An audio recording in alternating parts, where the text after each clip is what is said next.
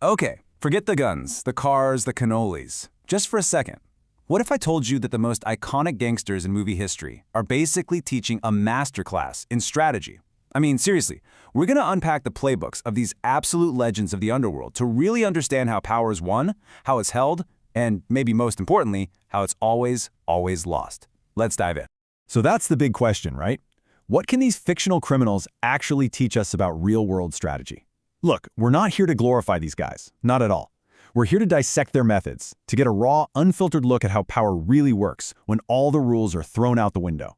First up, you've got the Corleones from The Godfather. I mean, of course. They're the blueprint for the Old World dynasty. You have Vito, the patriarch, who built this massive empire on a really sophisticated system of respect, tradition, and favors. And then there's Michael, his son, who takes that empire and transforms it with this cold, modern, calculated ruthlessness. Theirs is the story of building a true legacy. And then you have these guys, the crew from Goodfellas. Now, they aren't trying to build a legacy that lasts 100 years. No way. They are living for the next big score, the next thrill. Their world is this chaotic, exciting mix of ambition and opportunity. It's almost like a high-stakes startup culture, you know? Fueled by pure adrenaline. But as we're going to see, it's a world that's absolutely poisoned by paranoia. And finally, we've got Tony Montana from Scarface. If the Corleones are the establishment, Tony is the ultimate disruptor. He's the complete outsider who literally claws his way to the very top with nothing but raw, unrestrained aggression. His philosophy? It's pretty simple. Take what you want and destroy anyone and anything that gets in your way. All right, so how do you even start? How do you build an empire from absolutely nothing? Well, it really boils down to two very different paths. You've got the slow burn of influence, building this network of loyalty where people want to be on your side. And then you've got the explosive force of intimidation, making people so terrified that they have no choice but to fall in line. Let's break them down. And this, right here, shows the wild contrast in their business models. On one side, you have Vito Corleone. You can almost think of him as the venture capitalist of crime. He saw power as a long-term investment. He built up all this social capital by doing favors, creating this huge network of people who owed him. But on the other side, you've got Tony Montana. He believed power wasn't something you earned, it was something you took. His strategy was pure shock and awe, you know, like that infamous chainsaw scene, designed to create immediate fear and just demand submission. And this line just illustrates Vito's entire method so perfectly. With this one sentence, he turns a simple favor into a powerful, almost priceless currency. It's not just a one-time transaction. Nope, it's an investment in future loyalty, but with an open-ended return. He created this web of obligation where people were bound to him, not just by fear, but by a real sense of debt and, believe it or not, respect. But let's be real, Vito's system wasn't all just friendly handshakes and favors. Oh no. When diplomacy didn't work, he used some devastatingly effective psychological warfare. I mean, the horse's head, that wasn't just random violence. It was a message. It was a targeted, symbolic act designed to create the maximum amount of shock, forcing the other guy to comply without having to fight a costly, bloody war. It was brutal, but it was surgical. So building the foundation is one thing, but holding on to that power, that is a whole different ballgame. Now we're moving into the consolidation phase. This is where the stakes get way higher and the moves get so much bolder. Because in this world, you either grow or you get taken out. It's that simple. And this right here is Michael Corleone's masterpiece of consolidation. The sheer genius of it is just mind-blowing.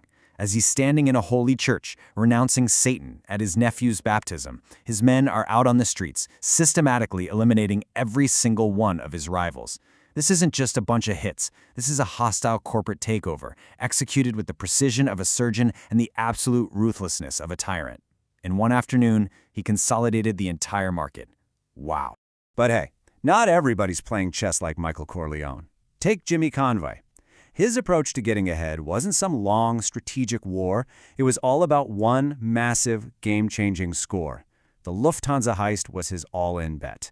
It was basically a huge injection of capital designed to make him and his crew so rich, so powerful, that nobody could ever touch them again. Of course, no empire lasts forever. And so often, the biggest threats, they don't come from your enemies on the outside.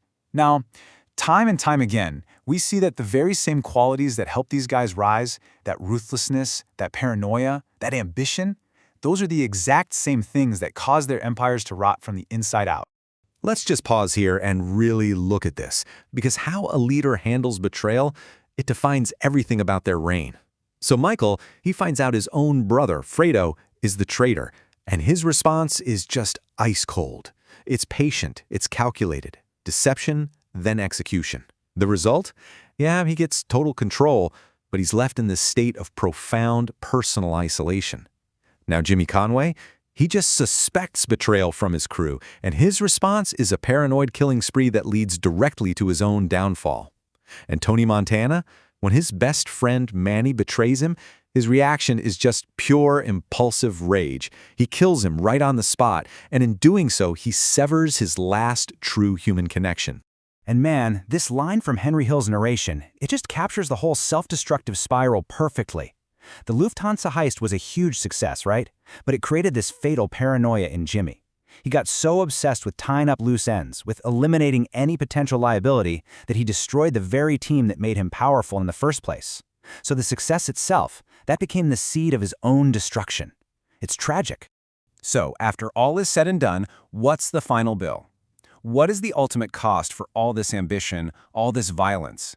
This is the tragic endgame, where that ruthless success leads to a kind of personal and spiritual bankruptcy that's just devastating to watch. I mean, let's just look at Michael Corleone's final balance sheet here. On the asset side of the ledger, sure, he achieved his father's dream. He made the family business completely legitimate. He won the game. But the liabilities? The cost? He lost his wife. He ordered the murder of his own brother. His daughter was killed as a direct result of the life he chose. He dies completely and utterly alone, just consumed by grief. And what about Henry Hill? Well, he's survived, which is more than you can say for most of his crew. But he traded that exhilarating life of power and respect for the witness protection program. In the end, he had to live out his days as the one thing he feared most in the world, an average nobody, a schnook. He escaped a bullet, sure, but he lost his entire identity in the process. And Tony Montana, well, he got exactly what he wanted. His personal mantra, "The world is yours," it actually came true. He had it all. But he ended up isolated in that ridiculous mansion, completely consumed by paranoia and addiction, before getting violently gunned down by the same kind of people he used to be. He died alone, surrounded by all his things, but with no one left.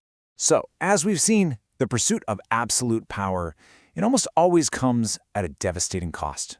And it really leaves us with a question that I think we should all ask ourselves. What's the price you're willing to pay for your own ambitions?